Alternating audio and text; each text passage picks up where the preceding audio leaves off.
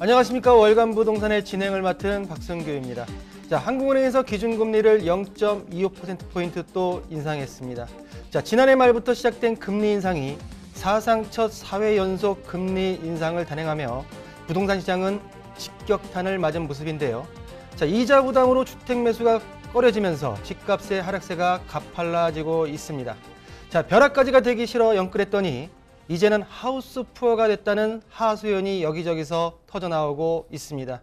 자, 금리 인상과 부동산 침체가 언제까지 이어질지, 이러한 가운데 발표된 윤석열 정부의 첫 부동산 공급 대책이 가을 이사철을 앞둔 시장에 어떤 영향을 미칠지 오늘 월간 부동산에서 짚어보도록 하겠습니다. 자, 스튜디오에 신세동 숙명여대 경제학과 교수, 권혁중 시사경제평론가 모셨습니다. 안녕하십니까? 네, 반갑습니다. 자, 두 분과 함께 본격적으로 시작해 보도록 하겠습니다. 자, 첫 번째 이슈 화면으로 만나보시죠.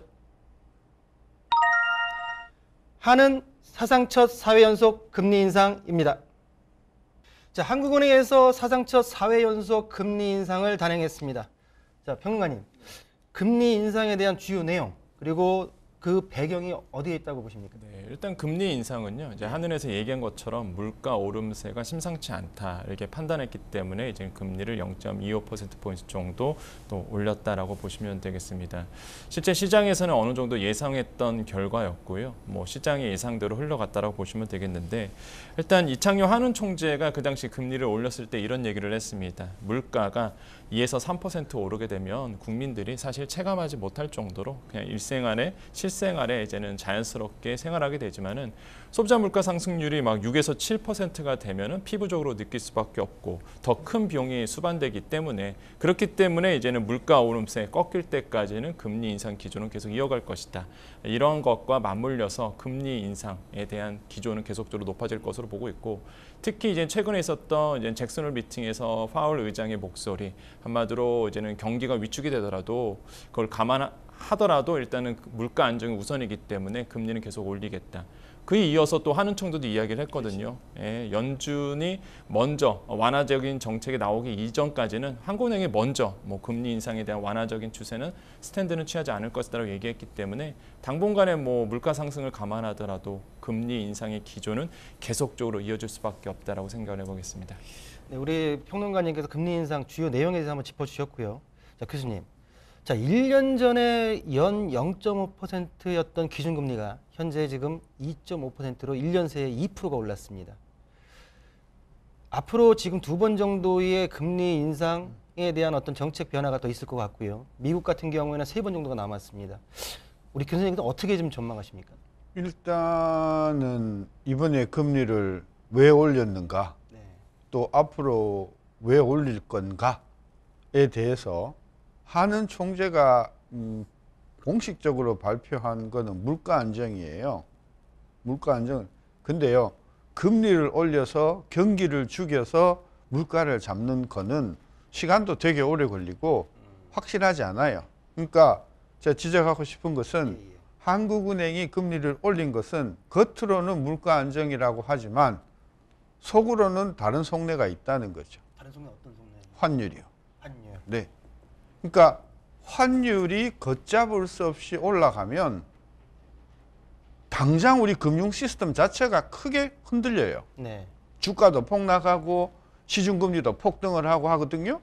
근데 환율을 안정시키기 위해서 금리를 올린다라는 말을 못 하는 거예요.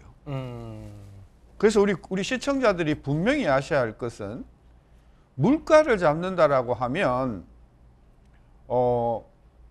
1% 그 기준금리를 올려서 네. 이 물가를 잡으려면 첫째 시간도 되게 오래 걸릴 뿐만이 아니라 얼마가 물가가 잡혔는지 지금 계산이 안 돼요. 그래서 물론 이제 엊그저께 그 한은 총재께서 그러니까 금리를 올리면 환율이 안정되면 물가에 조금 기여를 할 거다 이런 말을 하긴 했지만, 국민들이 반드시 아셔야 할 것은 이번에 금리를 올린 것은 환율 안정이다. 환율 안정이다. 오케이. 그러면 환율 안정을 하려면 기본적인 전제가 뭐냐? 미국 금리하고 같다거나 아니면 우리가 더 높아져야 돼요. 따라서 아까 앞으로 얼마 올릴 거냐, 그 뭐가 결정하냐, 미국이 얼마 올릴 거냐가 결정한다. 그렇죠. 미국이 연말에 3.5, 내년에 4거든요. 그것도 보수적으로 봐서 그래요. 어떤 사람은 금년에 4, 내년에 4.5 이야기하는 사람도 있거든요. 예. 그럼 금년에 3.5 간다고 하면 우리 지금 2.5잖아요. 최소한 0.75는 더 올려줘야 돼요. 그렇죠. 그럼 우리 지금 2번 남았는데? 미국은 지금 3번 남았고. 미국은 3번 남았고. 그렇죠. 그러니까 앞으로 연말까지 한국은행은 최소한 0.75는 저는 올려야 될 거라고 보는 거예요. 근데 시장에서는 0.25, 0.25 베이비 스텝 2번 더 할 거라고 보는데 저는 그렇게 생각 안 하는 게 미국이 만약에 10월 달에 0.75 올리고 그죠? 그다음에 9월 달에 올리고 10월 달, 11월 달에 또 0.25씩 해서 올리면 네네. 그러면 한국은행도 따라가지 않을 수 없다. 저는 그래서 우리 시청자들이 분명히 아셔야 할 것은 한국은행이 금리를 올리는 것은 물가라는 명분을 세웠지만 사실은 환율 안정이 주된 목적이다. 저는 그렇게 해석을 하고, 그렇다고 하면 미국 금리하고 한국 금리의 차이는 맥시멈 역전 벌어져 봐야 0.25다. 더 이상 벌어지면 환율 시장이 감당을 못한다.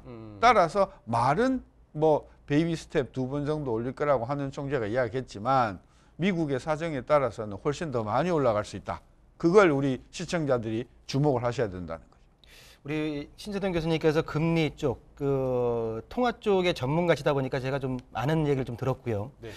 지금 말씀하신 대로 지금 그 결론을 좀 유추시켜 본다고 하면 미국이 지금 9월, 11월, 12월까지 3번 남은 상태에서 보수적으로는 4%, 아니면 4.5%까지 해가지고 금리가 오를 수 있다.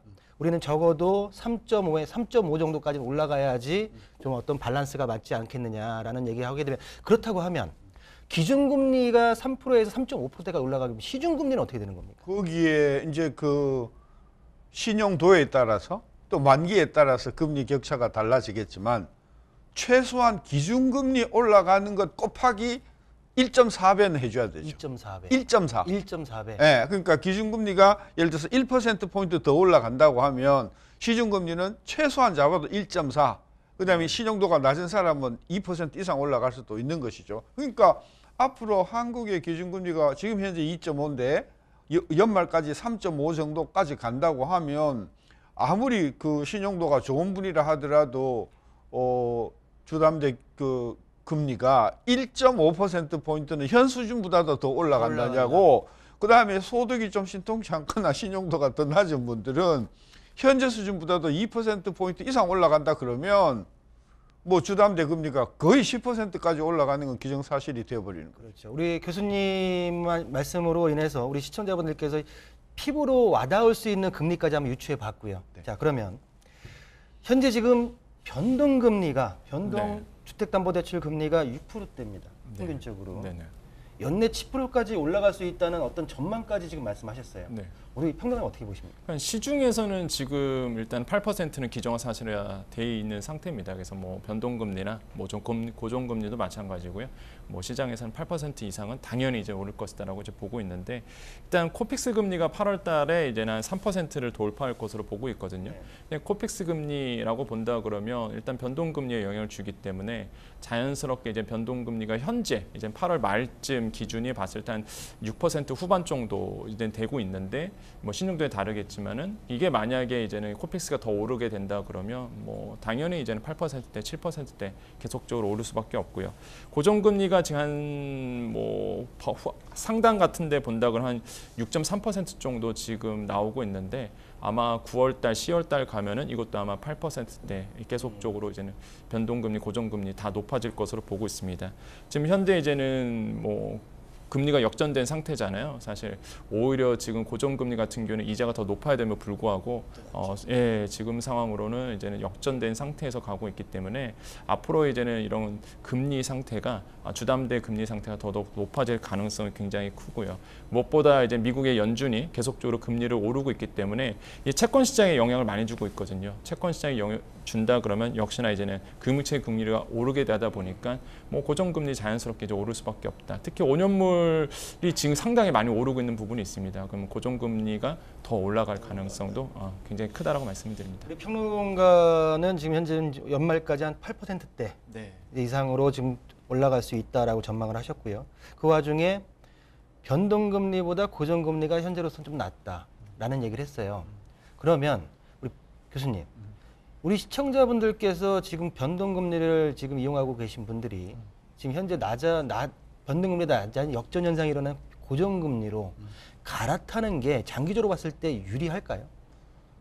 근데 그 고정금리 상품을 공급하는 금융기관의 입장에서 보면 앞으로 계속해서 변동금리가 올라간다고 생각하잖아요. 네네.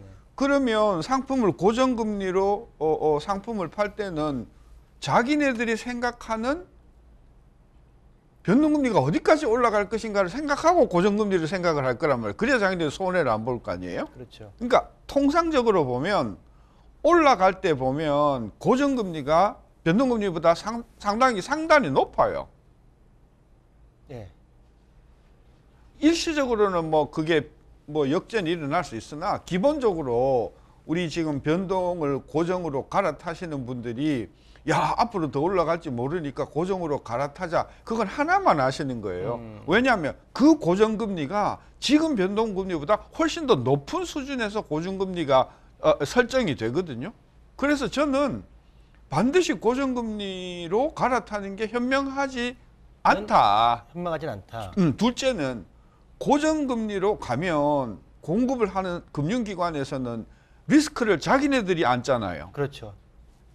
손해를 볼 가능성의 위험을 거기에 대한 프리미엄을 얘네들은 고정금리에 붙여서 판단 말이에요. 그러니까 실제 고정금리보다도 더 높은 수준에서 돈을 빌리는 사람이 비용을 부담해야 돼요. 그래서 우리 시청자께서 반드시 유념을 하셔야 할 건 뭐냐면 고정금리가 싼 게 아니다, 그게.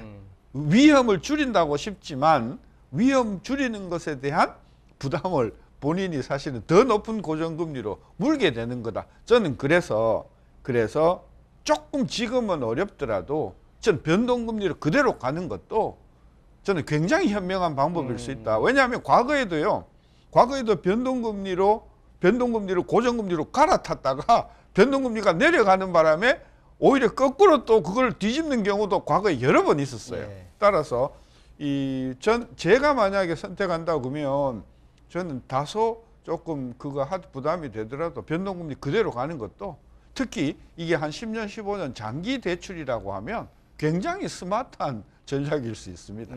일단 뭐 지금 고정금리가 현재 눈앞에서는 상당히 유리할지 모르겠지만 길게 보면 장기적으로 봤을 때는 변동금리를 유지하는 것도 하나의 방법이다. 그게 훨씬 더 그렇게 나을 좀 수 정리하겠습니다. 있습니다. 네네네. 시장에서 그렇게 예. 봐요. 그래서 그럼 변동금리를 선택한다고 그러면 어떻게 해야 좀 유리하냐라고 봤을 때 이제는 신잔해 코픽스를 이제 선택을 하라 이렇게 얘기를 많이 조언을 하고 있거든요. 왜 그러냐면 이제 신규 코픽스 금리를 채택하게 되면은 아무래도 이제 금리 상승 반영 속도가 신잔해 코픽스가 조금 더 느립니다. 그러니까 금리 상승기에는 이제 금리가 반영되는 게 신잔해 코픽스가 좀 느리다 보니까 훨씬 더 이제 지금 상황은 유리하게 되는 거죠. 근데 반대로 된다 그러면 이제 금리 인하기에는 또 역전이 또 일어날 수 있다 보니까 잘 선택을 하셔야 되겠고, 시장에서 요즘에 인기 있는 주담대 상품이 바로 그 금리 상환형 주담대입니다.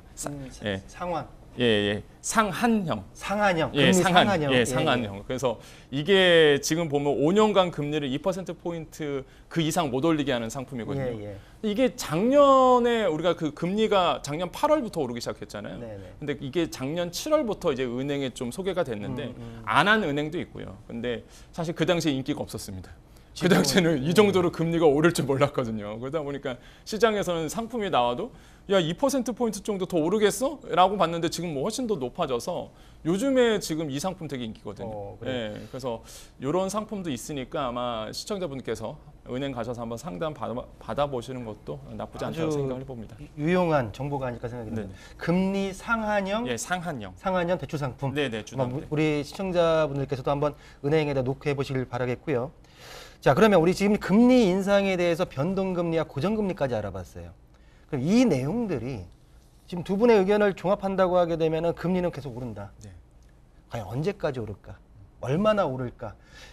그런 기간에 있어서 부동산에 어떤 영향을 미칠까 가장 중요할 것 같습니다. 네네. 과연 지금 현재 네 번째까지 연속으로 지금 금리 인상이 부동산의 장기적인 냉각 시그널이 맞는지 네. 어떻게 보십니까? 저는 냉각 시즌이 지금 맞다. 그러니까 하향 안정화 추세는 계속적으로 이어질 수밖에 없다라고 보여지는데 아까 앵커님께서 말씀하신 것처럼 과연 언제까지 금리가 계속 오를 것인가라고 봤을 때 지금 이제 잭슨홀 미팅 이후에 파월 의장의 목소리가 나온 이후에 자산 시장이 다 빠졌습니다. 네. 뭐 주식도 뉴욕 3대 지수 다 빠졌죠. 우리나라 증시도 마찬가지고 그런 이유가 뭐 금리를 어느 정도 올리겠다 이게 아니라 사실 그 목소리에 어떤 얘기였냐면 시장에서 실망했던 게 지금 시장에서는 내년 한 상반기 중반 이후에 금리가 좀 꺾일 것이다 이렇게 예상을 했는데 이게 보기 좋게 빗나갔다라고 지금 평가를 하고 있거든요. 그럼 뭐 내년 상반기 쪽에 금리가 완화되지 않을까 좀 꺾이지 않을까 했는데 지금 파월 의장의 입에서 전혀 그런 목소리가 안 나왔기 때문에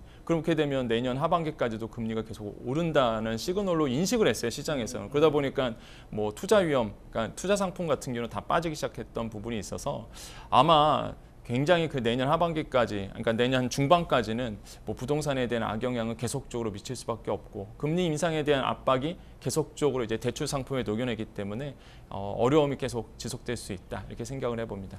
지속적인 금리 인상 시그널이 부동산의 장기적인 냉각 시그널일 수 있다라고 네, 판단하셨고요. 네, 교수님. 네. 자, 일각의 그 부동산 전문가들은 예전에 이렇게 이 상황이 오기 전까지는 금리는 큰 부동산에 영향이 없다라고 하시는 분들도 꽤 많았었습니다. 그 누구죠? 예전에 우리가 뭐 노무현 정권 때나 지금 박근혜 정권 때 놀라오면서 어렸을 때 금리보다는 정책이나 어떤 다른 변수에 의해서 부동산 좌지우지된다고 했는데 현재 지금 금리가 부동산 시장의 추가 인상까지 지금 예고된 가운데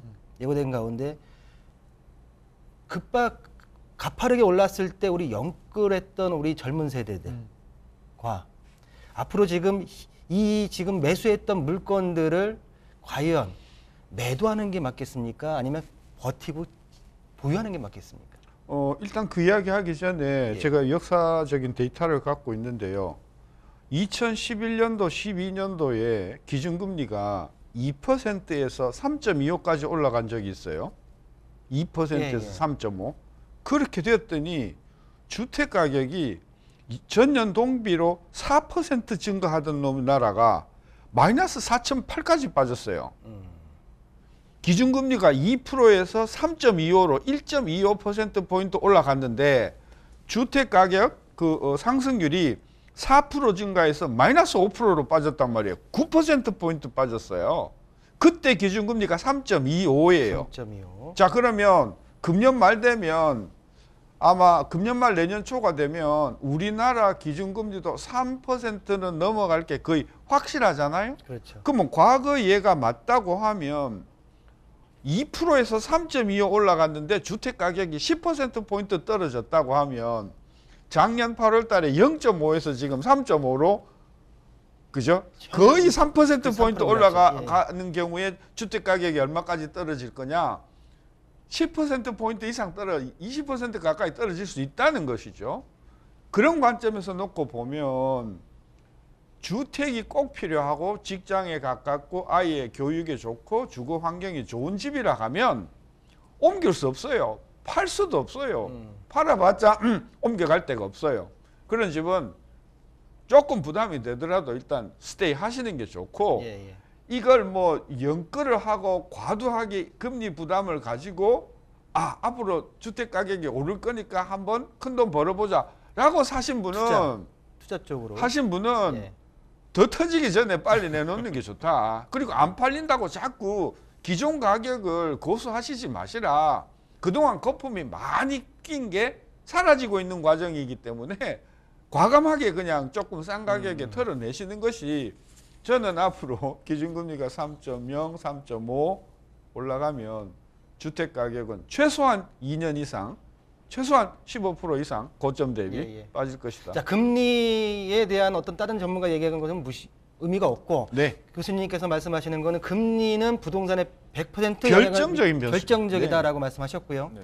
자, 영끌하셨던 우리 투자자분들은 일단은 하루라도 빨리 이자 부담에 있어서 부담이 많이 느끼는 매도하는 게 낫다라고 그렇습니다. 말씀하셨습니다. 자, 예. 이 그대로 질문드리겠습니다. 네, 네. 요 내용에서 금리 인상은 부동산에 영향 미치는 건 맞는 거고요. 그럼요. 맞죠? 그러면 현 시점에서 네. 앞으로 지금 금리 인상이 계속 예상되는 이 시점에서 우리 투자하셨던 분들 네, 네. 과연 어떻게 하는 게 맞겠습니까? 이게 그러니까 세대별로 좀 나눠집니다. 세대별로. 예, 리스크 관리를 어떻게 하냐에 따라서 달라지는데 MZ 세대 같은 경우에는요. 지금 이런 폭락기는 경험을 못 해봤어요. 못 해봤죠. 네, 예. 전혀 아마 굉장히 놀랄 겁니다. 왜냐하면 이제 뭐 코인이다, 뭐 붐불어서 저금리 상태에서 코인이다, 뭐 주식이다 관심 가지면서 이제 부동산까지도 관심 가지면서 과감하게 MZ 세대들이 이제는 영끌해갖고 이제 투자하시는 분들이 꽤 많은데. 사실 지금처럼 폭락기, 앞으로 더 내려갈 이런 하향기에서는 경험을 못 해봤거든요. 당황할 수밖에 없습니다. 그리고 무엇보다 리스크 관리가 안 돼요. 이런 분들은. 그러다 보니까 어찌할 바를 모르는데 아까 저는 교수님 말씀에 굉장히 동의하거든요. 일단은 리스크 관리를 한다, 리스크 해지를 한다 그러면 어차피 금리 인상은 예고된 사실이고 지금도 계속적으로 오르고 있고 지금 뭐 아까도 말씀드렸지만은 미국에서 나오는 소식들 내년 하반기까지는 뭐 금리 인상이 계속될 것이기 때문에 계속적으로 이제는 압박을 받을 수밖에 없거든요. 자금의 압박. 그렇게 된다 그러면 일단은 리스크 관리 측면에서 본다 그러면 감당이 안 되는 수준이라 그러면 일단은 매도를 하시는 것이 더 좋겠다고 말씀드리겠고 근데 이제 한 50대 중반 정도 이런 분들이 이제 경험을 많이 하셨습니다. 이제 투자 관점에서 본다 그러면 충분히 이제 리스크 관리를 할 수 있는 여력이 있고 이미 리스크 해지를 했다고 저는 봐요. 그렇죠. 이미 그렇기 때문에 이런 어떤 세대별로 좀 나눠서 들어가시는 것이 자, 우리 낫지 않을까. 그 평론가가 지금 세대별로 말씀해 주셨는데 다음 우리 이슈에서 네네. 다음 이슈에서 시장 상황별, 그러니까 거래 상황별 네. 그리고 세대별로 한번 좀 더 깊게 들어가는 시간을 한번 네. 가져보도록 하겠습니다. 자, 첫 번째 이슈로 사상 첫 4회 연속 금리 인상에 대해서 살펴봤습니다. 자, 두 번째 이슈 화면으로 살펴보시겠습니다.